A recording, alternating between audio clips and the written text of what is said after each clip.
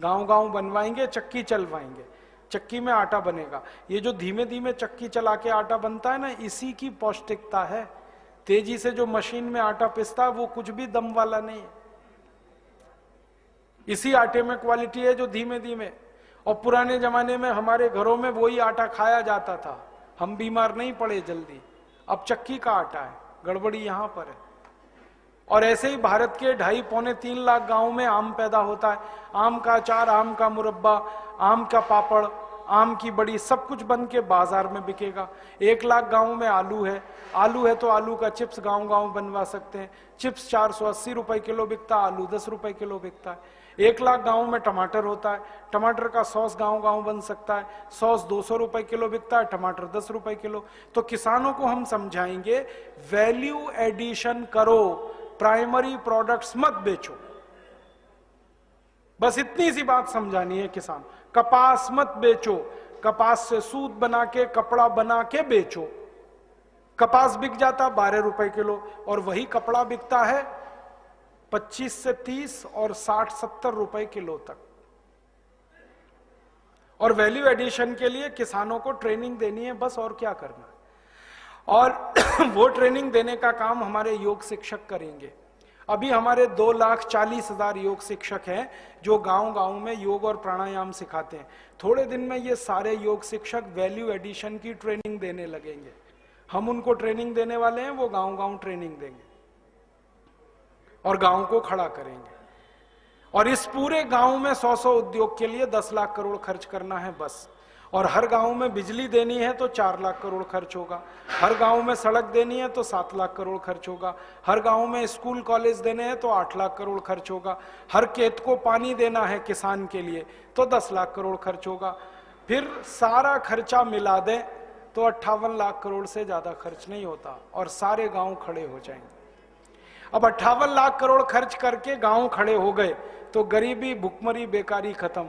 क्योंकि हमने 100 उद्योगों का हिसाब निकाला, 6,38,365 गांव में 100-100 उद्योग अगर हो गए तो कम से कम 64 करोड़ लोगों को काम मिल जाएगा। तो सारी बेकारी खत्म। बेकारी खत्म तो गरीबी खत्म। फिर क्या करें? 200 लाख करोड़ बच गया, उसको बैंक में जमा करेंगे फिक्स डिपॉजिट में भारत माता के नाम से।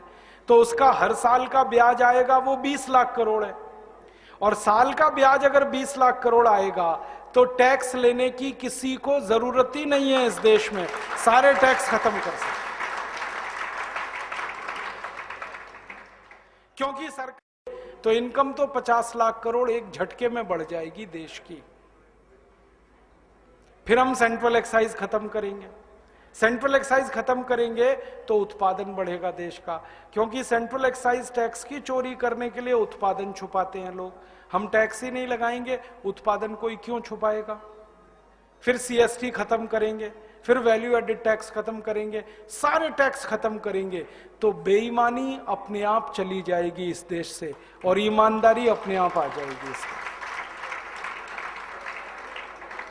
और सबसे बड़ा काम जो होगा वो ये कि ये टैक्स सिस्टम खत्म होते ही व्यापारी और उद्योगपतियों में थोड़ी ताकत आएगी, थोड़ी हिम्मत आएगी और सरकार के गलत कामों का विरोध करने का वो शुरुआत करेंगे। अभी डर के मारे चुप बैठे हैं। तो टैक्स सिस्टम खत्म करेंगे, उत्पादन बढ़ेगा, आमदनी बढ़ेगी, पैसे बाजार में ज्यादा घूमेंगे, हमें फिर विदेशों से कर्ज मांगने की जरूरत नहीं, हम देश का विकास देश के पैसे से ही करेंगे। तो ये योजना है अपनी। और टैक्स खत्म हुए तो महंगाई सबसे पहले खत्म, हर चीज सस्ती होगी। मैं आपको कुछ कैलकुलेशंस बताता हूं।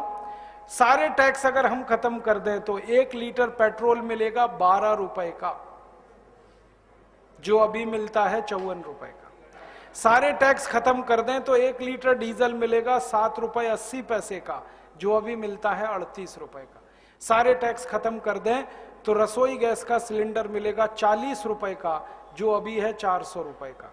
सारे टैक्स खत्म हो जाएं तो हिंदुस्तान में सीमेंट का एक पैकेट मिलेगा 72 रुपए का, जो अभी है 300 रुपए का। सारे टैक्स खत्म हो जाए, 1 किलो लोहा मिलेगा 12 रुपए का, जो अभी है 50 रुपए का।